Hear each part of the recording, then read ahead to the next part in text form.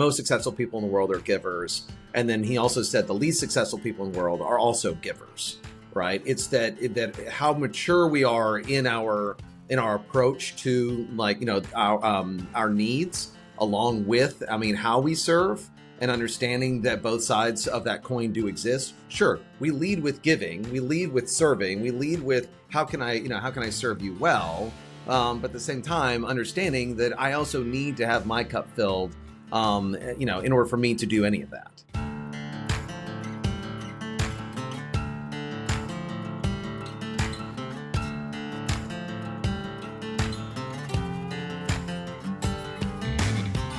Constructing your life is about much more than just building a bank account. Each week, join real estate entrepreneur and mindset coach Austin Linney as he interviews guests who are constructing their dream lives and impacting the world around them on a daily basis. If you're an entrepreneur or wanting to start a business, or you just want to hear motivating stories of how others have overcome the odds, you are in the right place. And now for your host, Austin Linney. Guys, welcome back to Construct Your Life. I got my man, don't call him a cowboy, Nick Alter in the house. How are you doing, sir? I'm great. Why are we not calling me a cowboy? We can call you we can call you whatever you want. It came out swinging. I don't know why. I don't know, but we got you here, man. For anybody that doesn't know you, just quick, nothing crazy, but quick background, and then we'll see where the podcast goes from there. Fair enough. So, I'm Nick Alter. For those that don't know me, I'm born and raised Austin guy for the most part, and been here for a long time. I'm growth guy is probably the easiest way to describe what I do professionally.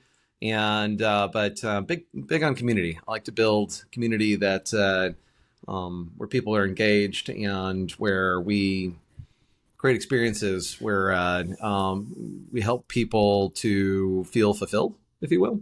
So It's probably a good way to describe what I like to get out of the bed and do every morning. And I think something you hit on there that my friend mentioned it yesterday when we were talking at 4 a.m. like lunatics do. Yeah, you guys are nut jobs. And he said that in his circle in the last 2 weeks, between 5 different people, the word community has come up. Why do you think this is such a thing right now? I have my own theories, but why do you think this is such a thing in the world right now? I don't think it's right now. I think it's unfortunately, sadly, we tend to lose the thread of it when things get hard and complicated and busy and all the above. And when also things start to fall apart and we realize that we're all alone and we're missing things, then we go looking for and running for basically community. We're wired for it, right? We are designed for community. We're built for it. We're built that way. And I think the scary thing is when we get away from it, that's when really bad things happen. And so, and again, why we get away from it, I think oftentimes, obviously there's a lot of different reasons, but I think that a large part of it is that we get siloed in whatever our personal agenda is, and it becomes really just about me, myself, what I've, my needs, my family, my very small itty bitty little family's needs.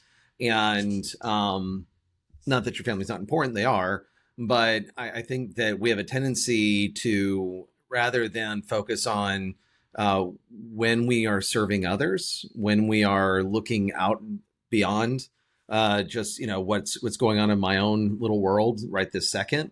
And we start thinking about, it's like, man, who's around me? Who am I leaning in with? Who am I doing life with? Who am I, it's the word I'm looking for.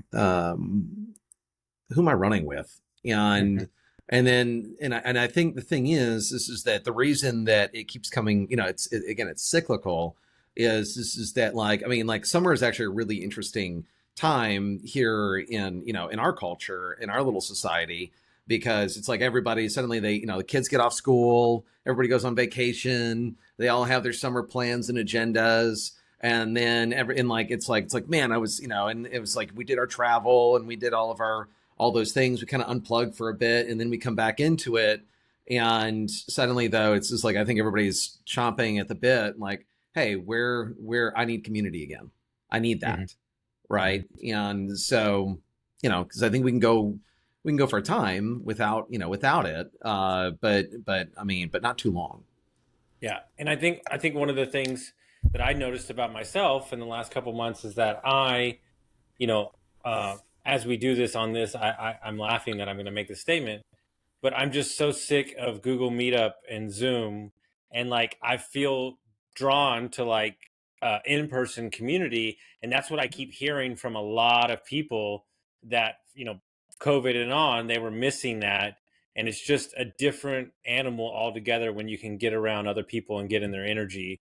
I love what technology has done for us, but I think that's what a lot of people are lacking, especially as an entrepreneur.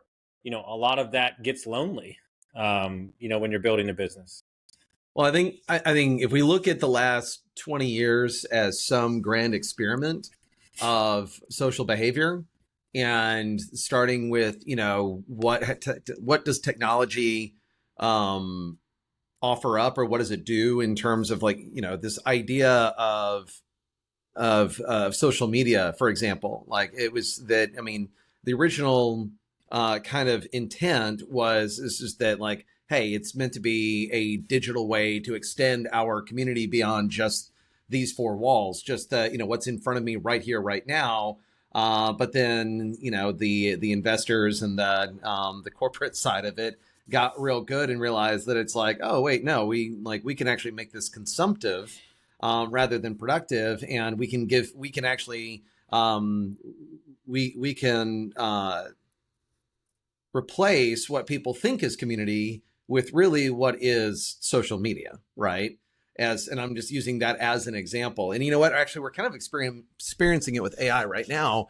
Like you hear all of these stories, if we want to tie this back to the entrepreneur journey and in building businesses. But if you look at what's going on right now with AI, it's that everybody's like, it's like, oh yeah, like, we're using Boardly or Meet Alfred, or we're using all these different AI tools to reach all this audience. We're building these, $10+ million pipelines of business and added 2 million and do all this stuff. And the reality is that those that are actually doing that successfully, which are actually far and few between, it's not like that's not the norm. That's like, there's some instances of that. Sometimes it's because it's a novelty. Sometimes it's because, they got ahead of the curve. Sometimes it's because they actually they were already a master of community to begin with, and they were just leveraging technology to amplify what they were already doing, right?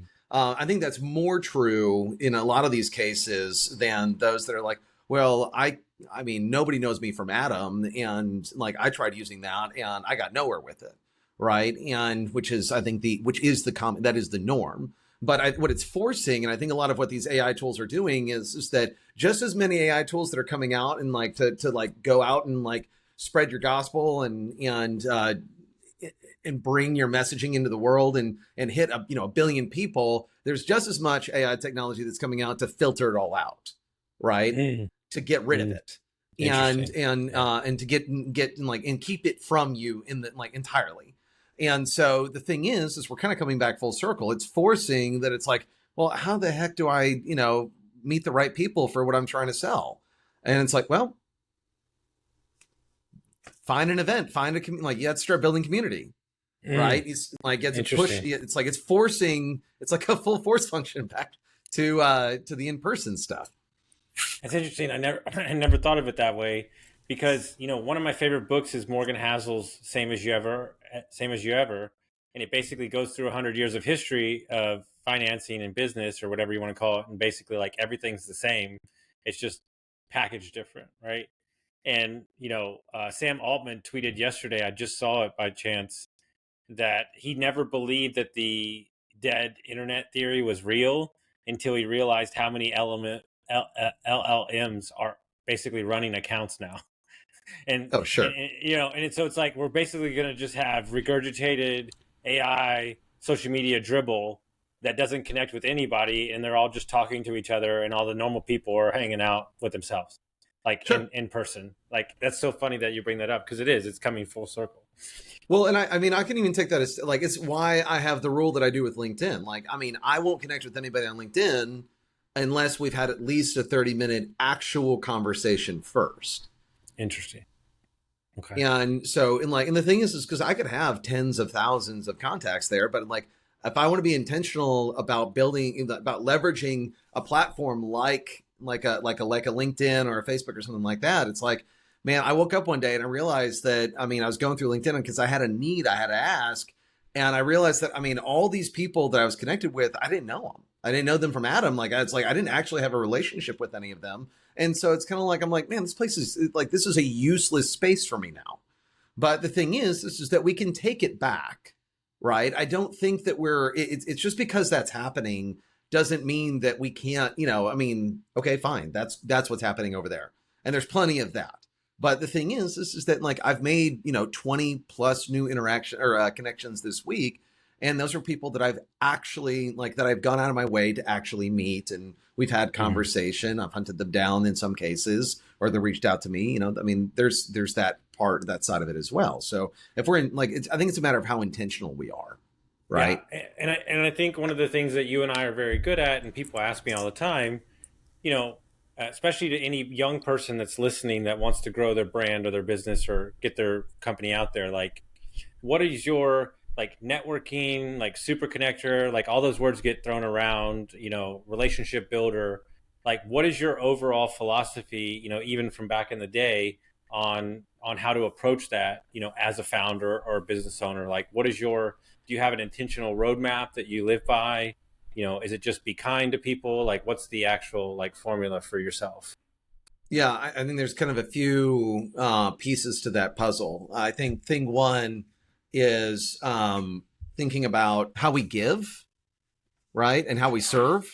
How do we? So here's what I'd say with this is that I'm a big believer, a big subscriber to is just that how do we it's like I lead with my roadmap starts with how do I serve well, right? And it's that I think it started with the Go Giver book, that concept, and then that's kind of like a 101. And then I read Adam Grant's Go Give and Take, and that's like a 301, right? Which, I mean, his whole premise, his whole thesis is that the most successful people in the world are givers. And then he also said the least successful people in the world are also givers, right? It's that how mature we are in our approach to our needs, along with, I mean, how we serve, and understanding that both sides of that coin do exist. Sure, we lead with giving, we lead with serving, we lead with how can I serve you well, but at the same time understanding that I also need to have my cup filled,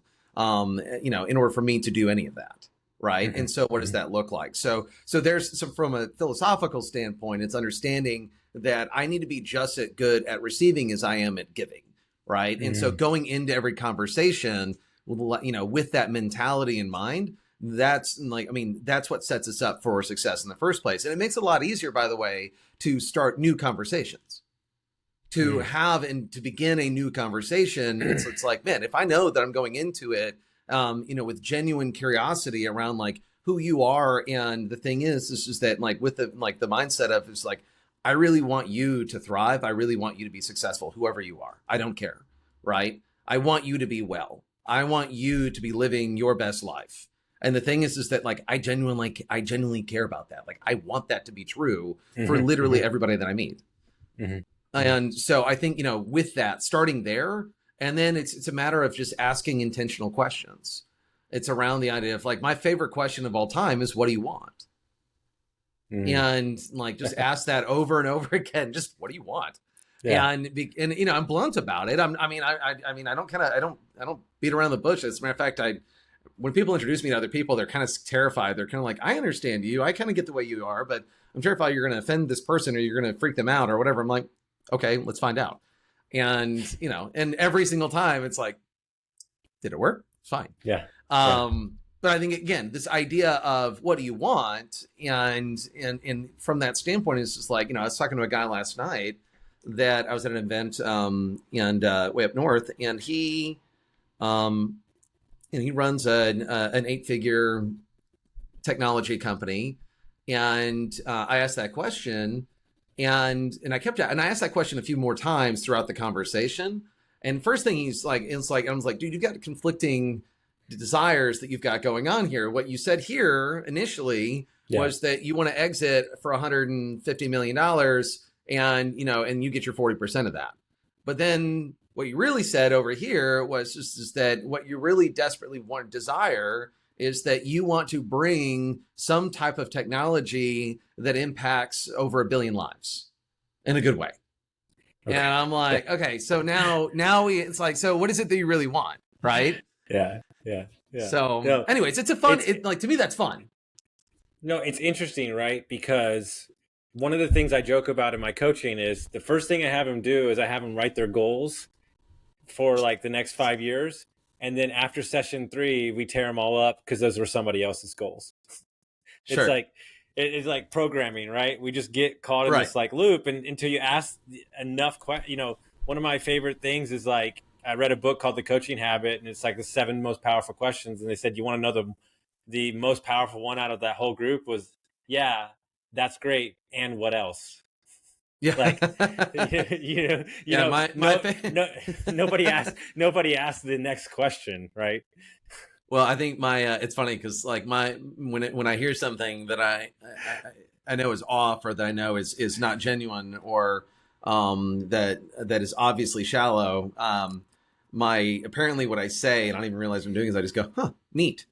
I just say neat. What a signal. Yeah. And they're like, what? So anyways, I'm with you there.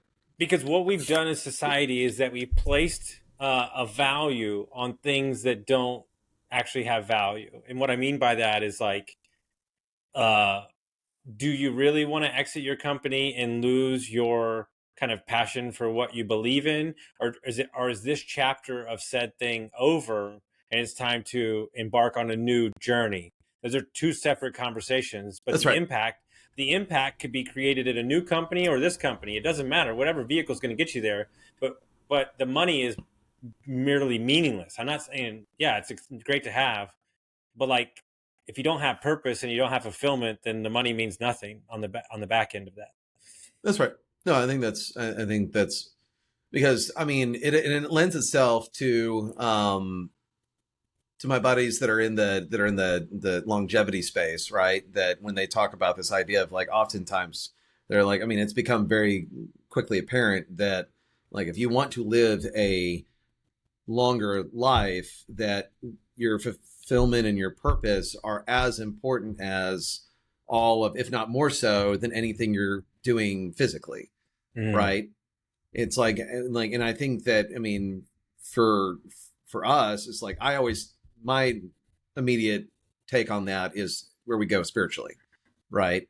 Correct. And I think that that's the most, and because I'm unapologetic about my faith in terms of like, a lot of people, I think they hesitate. They're like, I mean, they don't lead with, where they stand spiritually on things. Like, I mean, regardless of what that flavor is. For me, obviously it's Christianity, and that focus. But I think that through that, I'm kind of like, look, I've got pretty clear meaning and purpose. And the thing is that going back to your question about community and that whole side of the equation, like, actually, I mean, my faith, my spirituality makes it really stupid easy on me, simple for me, if you will. Maybe not easy is the right word. Maybe simple is the right word. And really what I'm supposed to focus on, what all Christians are supposed to focus on, which is we are supposed to focus on community. We're supposed to focus on how do we build community and how do we serve one another? And starting with those that are literally right next door to us, those that we are, that we like, who we're doing life with day in and day out, before we can think about how we go serve or how we go do something, clear over in another part of the world. Right. Mm-hmm. Mm-hmm. So anyways, I think that's something that we tend to gloss over. Yeah. Neglect. Well, yeah, and I said something in my men's group this morning. We do a praise report, and I said the number one thing that I'm excited about the most is that I have joy and happiness in my life as I sit, and it has nothing to do with business. Hmm. This is the first time in my life that business is not driving whether or not I'm in a good mood or not. Yeah.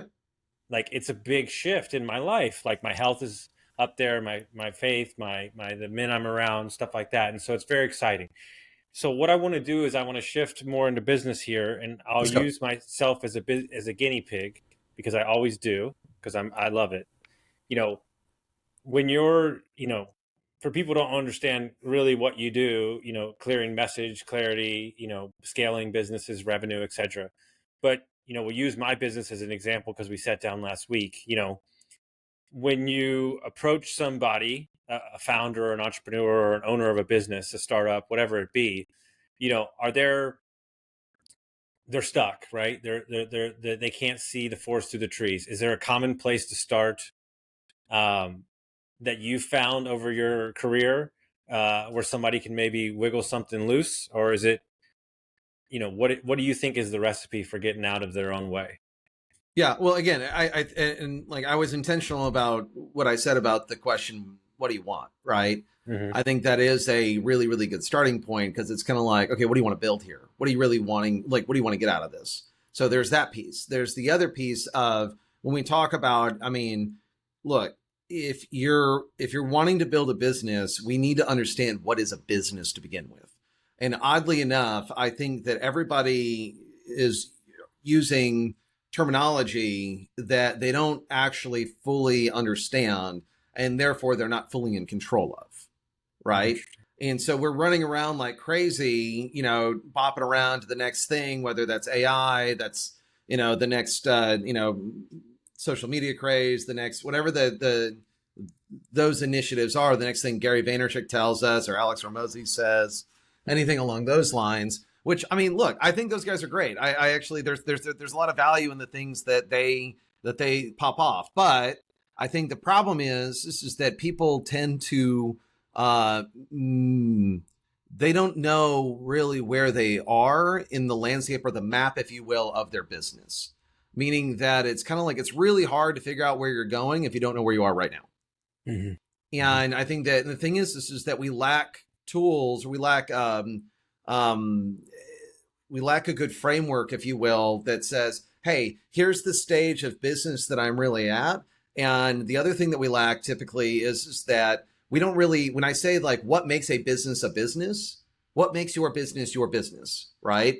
It's just that what happens, or what people's response is that they'll say things like, oh, revenue, or they'll say things like mission, vision, values, or they say things like employee count, or they say things, it's like, no. The only thing that makes a business at the end of the day is what you sell. And sometimes we conflate things that, like, I mean, what we think we sell with what we actually sell. I think that's the right word. Yeah, that'll work. And like, so when I think about, like, for example, it's like somebody that they're like, yeah, no, I've built this, $5 million consulting business. And I'm like, neat, what are you selling? And they're like, well, I sell blah, blah, blah. No. What do you actually, like, what's the thing that's being sold? And what they wind up figuring out, and more often than not, is that you're not selling a product or a service, you're selling you. You are like, there's a good chance that you are the product or the service, that you are the offering. And so no wonder that you're hitting a ceiling. No wonder you're hitting a bottleneck. No wonder you're feeling, all of that, that's like you're feeling stuck, right? And or it's like, and like, so it's like I always break it back down to I'm like, look, if we're stuck at this part of the equation, that means we haven't gone far enough left yet in the equation to figure out what's really going on. If we're reading from left to right, right? If the equation starts clear over here somewhere. But I mean, so that's really where I start with people when they're like, I'm feeling like frustrated that, I mean, I'm at this stage, or I'm not, like, I'm at this point and I don't know how to get past this. It's kind of like, neat, that's great. But do you actually know what, what stage of market is because I approach it from Like I think about business in terms of what we sell, and what we sell, I predicate that on like that's being the blue dot of business. I'm like, fine. So I've articulated here's 7 stages of market that we find ourselves in that are the life cycle of anything that we sell. And so it all goes back to like, is and I'm going to use me as an example because you made me think of something. So I might sell coaching, but really I'm selling myself, Right. right? And so every aspect of what is not curated, because I don't like that word, but every aspect of what I do is basically on display for somebody to know, like, and trust me, correct? So Yes. like the website, the messaging, Yep. the photos on Instagram, like all of this is basically like a virtual business card per se, for lack of a better Well, word. it all lends itself like, look, at the end of the day, there's two sides of the equation of what we sell. When we talk about what we sell, if we were to break it down, it's saying like, look, I sell basically what they're buying is a guaranteed outcome. Okay. They're buying a promise of something of extraordinary value that you're going to deliver to them, right? And when I say extraordinary value, like, I mean, obviously, like, they're like, well, I'm selling keychains. Like, what's the extraordinary value in that? And the reality is like, well, actually, there are keychains out there that people buy that are meaningful to them. Like that actually, like when they buy the little Eiffel Tower, or they buy the little, like, it's a memory thing, right? That's meaningful. Like that delivers something of extreme value to them. That's why they have it. Right. That's why they keep it. That's why so if we think about it from that angle, but like when we talk about like what it is that when we're crafting, or we're thinking about what it is that we sell, we got to think about what is it that I'm saying, I'm promising, I'm guaranteeing that I can deliver every time, that like they're saying that I'm like, yeah, no, give me that money. It's fine. Or give me that time, give me that resource. I guarantee you that this is what, this is the outcome that we're going to get for you. Right. Mm-hmm. So like if I'm a weight loss coach, right, it's like, no, I'm not worried about that, that you're going to lose weight. And the thing is that I'm also not worried about the fact that I'm going to make sure that you enjoy the process. Right. So now we're getting into the other side of the equation is that what makes it uniquely better. Mm-hmm. Standalone in the market, you can't get this anywhere else but really through and from me. Interesting. Right. And how is that shifted with AI and the ChatGPT? Because that is like my concern is that, especially in the consulting space, sometimes you worry like, well, the client could just go, do this thing with ChatGPT, right? I hear that from coaches almost weekly. Yeah, sure. The thing is, though, is that GPTs are frankly, they're all predicated on models. They're all predicated on data. So garbage in, garbage out, right? Mm-hmm. And it's like, well, I got this from ChatGPT or ChatGPT. I can't say the word. I need an AI tool to talk for me. But when we, like the thing is, it's like, yeah, they're going to just go to, to ChatGPT and they're going to ask they're going to have that conversation there. And it's just like, but how do they know that they can trust it? How is it validated? How is that proven? Mm-hmm. Well, they built an agent that copies Dan Miller. Okay. Who did? Right. And it's like, again, like you start kind of unpacking it. And it's like, so you build messaging around, it's like, look, the guarantee is that you're getting the real authentic Austin Linney.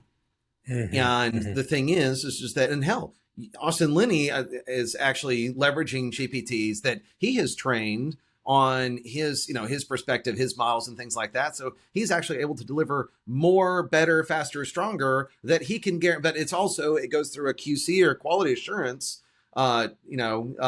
process with, him and his team to make sure that what it is that you're actually getting from this is the real deal. It's legit. Yeah. And I think that, for me, and maybe I'm just different, like, everybody talks about, and I'm using a couple different examples. Everybody talks about the economy. They talk about what's going on in the world. They talk about ChatGPT. They talk like all these things. And like, I've always had the philosophy, like, okay. And like, like I'm just going to keep doing my thing. Like, there's pivots and you make pivots, but one of the things I keep coming back to is your previous thing is like everything comes back around in the cycle. Like, I think that we're going to get to a point in the near future where it's like okay, this AI stuff's great and I see the use for it, but like genuine connection and community is what I'm actually seeking. And like, I'm helping a friend build a community right now, and I'm going to message her as soon as we get done with this. Like, it's never been more important for you to build this safe space for people to come and connect with other people. I think it's actually going to be the catalyst for your entire business off of the back of this. And that's what keeps coming up for me.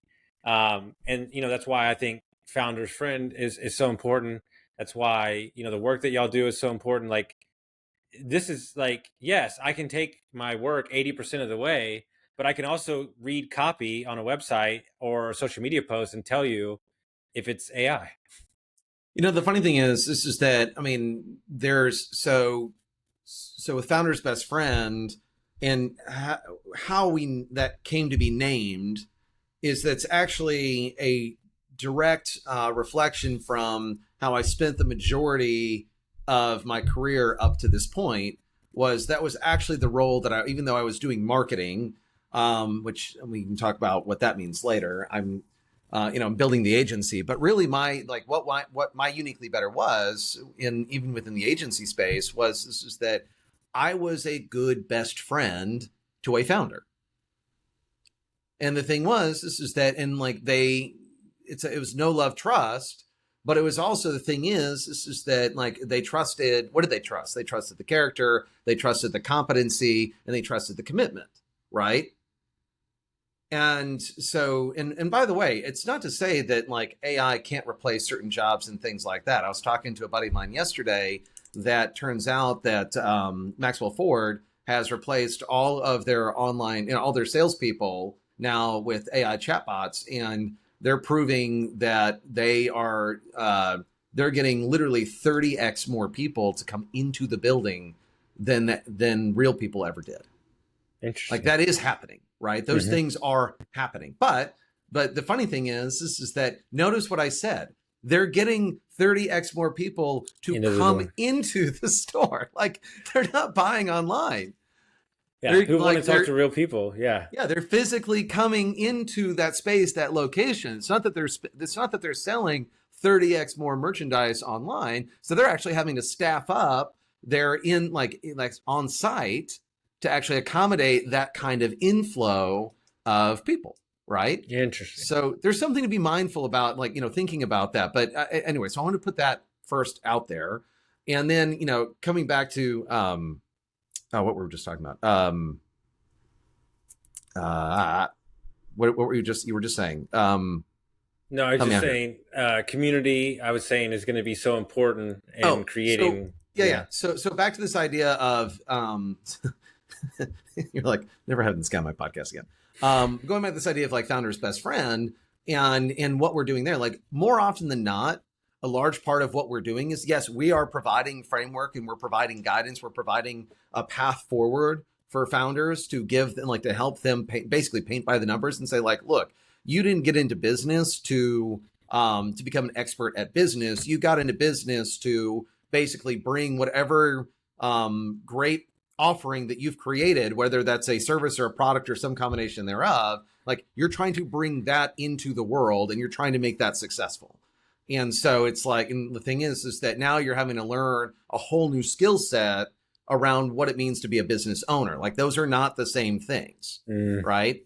So like that's first of all, so that's one area in which we stand. The other side of it though is to also be a sanity check, right? It's like having somebody that's been there, done that more than once, that has been a part of a lot of successful businesses and have been a part of a lot of exits, and I've been a part of a lot of failures too. That's a big part of what it means to be able to say, like, can I trust you to guide and lead me? And the same thing for being a coach, right? Like I'm seeing actually a bunch of, excuse me for saying it this way, but I'm seeing a bunch of like, kids, a bunch of early 20-year-olds, saying like, I'm going to become a life coach. And I'm like, yeah.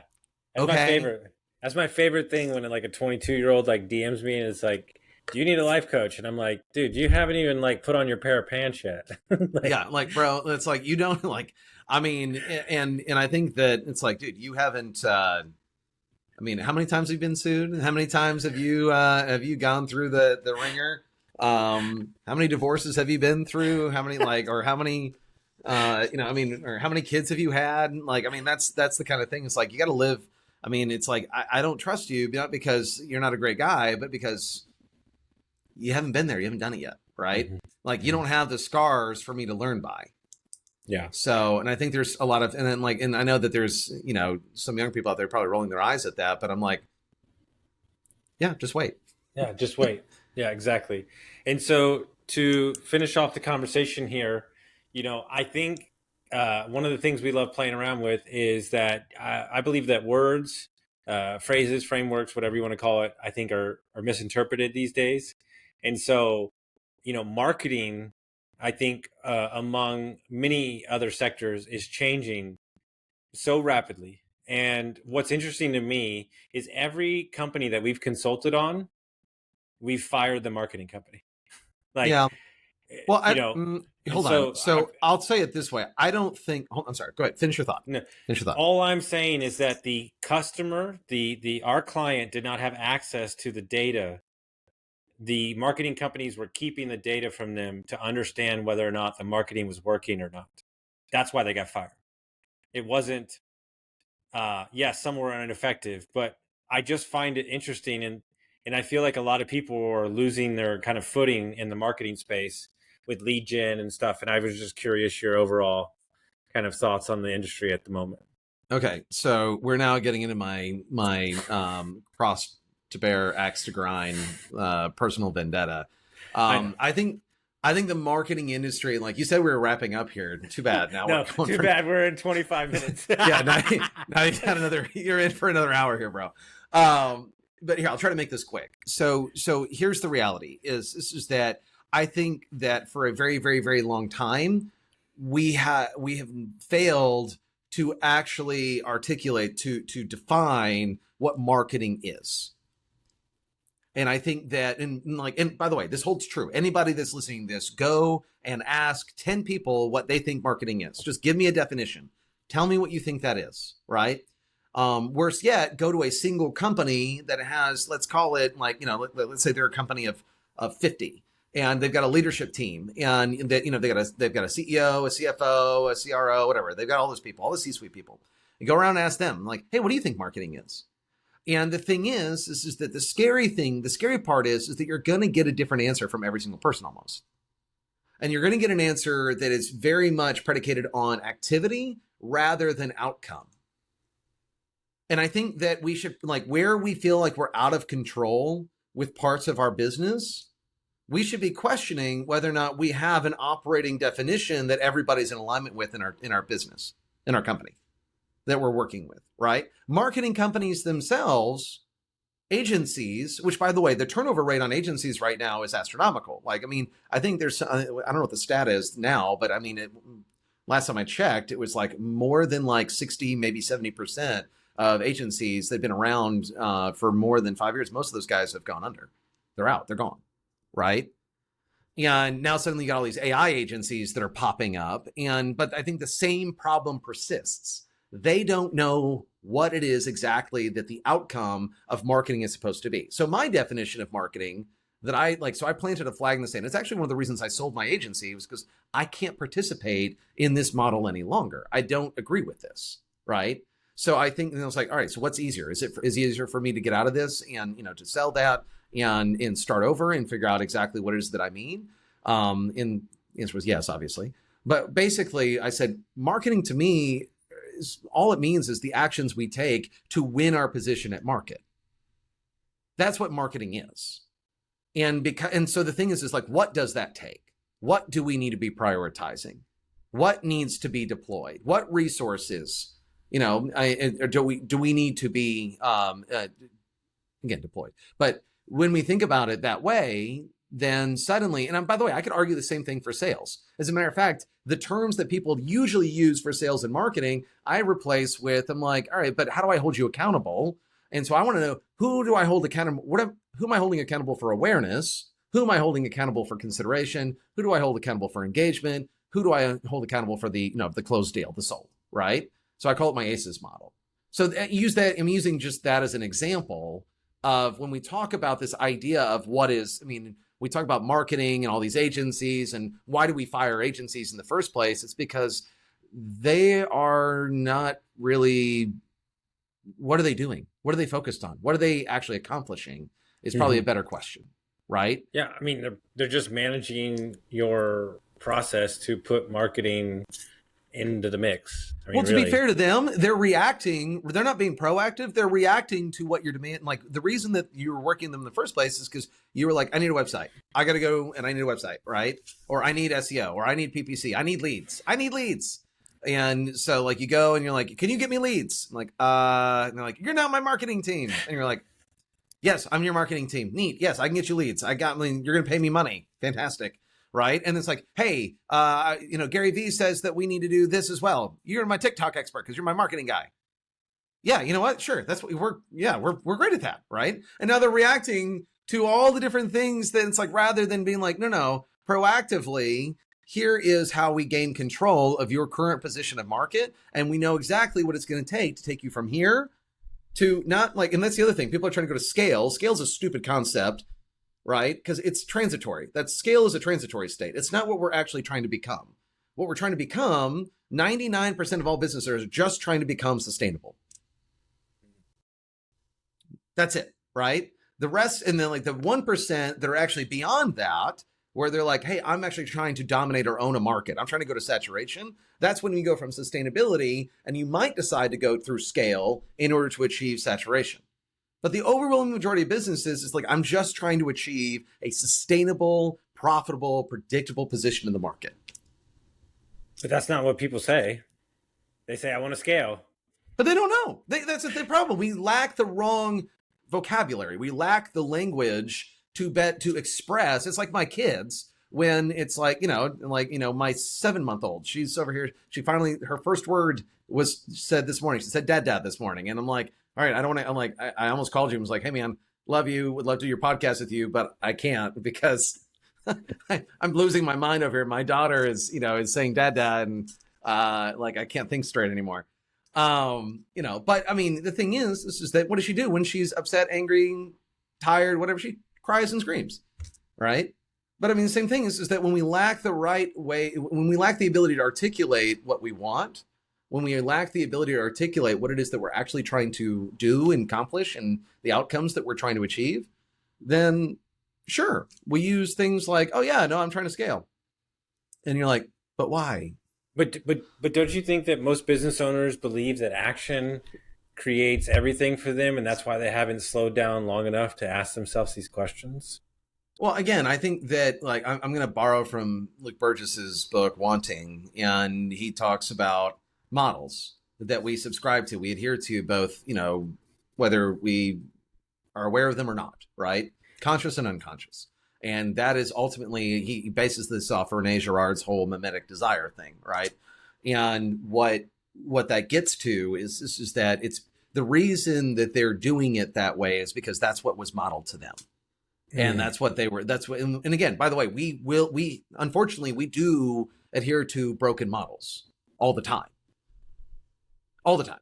And the thing is that every so often somebody picks their head up and they're like, oh, this is actually, did we all realize this isn't working? Like, think about this way. VC 2-3 years ago, suddenly the entire venture capital community picked their heads up and they're like, you know what? I don't know if this is working. And then suddenly there was this massive freeze on the investment side. And the entire thing pretty much turned upside down almost overnight. And it was because somebody that everybody else was paying attention to basically made that, like they said that, right? Like, it's the same thing with like what happened when, what was the big company? Who was it? Somebody pulled, they woke up one day and said, you know what? We're just going to turn off Facebook ads. And they were spending millions, right? And they're like, screw it. Like, I don't care. We are convinced this doesn't work. Like, they just suddenly had it in their brain. This doesn't work. What do? They turned it off, and guess what happened? Their sales actually went up. Like, they were fine. right? And suddenly their profitability went through the roof, and they had one of the best quarters ever. And suddenly that like woke a bunch of people up. I'm like, wait a second, this model, perhaps it's not the right model, right? Well, what's interesting, and this is only because of seasoned business ownership, and at no point in my life would I have thought this would be me, because I'm a pusher. I'm a go go go. What I've actually found is the more you take away from your business, the better you operate. Yeah, sure. And so when we go into a company, we actually look about what money we can save, not much money we can create. And then once we've saved money, then we go for the creation. Sure. Because I mean, it's basically, if we can, like, look, business fails more often than not because we're trying to do too much, not because we're trying to do too little. I don't know an entrepreneur that is actively being like, I'm doing enough, and I need to. It's never been said. It's never been said. I don't know a single entrepreneur that it's like, in the history of the world, is that phrase has never been said. I'm going to self-select, self-consciously. I'm going to say, I need to do less today, right? It just doesn't get said, and it doesn't get, and therefore it doesn't happen. So I think that my buddy Sharon Servitza, he just got he's now the president for Alex Hormozzi's company for acquisition. Yes, I know. Him and Layla, right? Yeah. And so Sharon, I've been friends with him for a few years, and which is kind of funny how that even happened.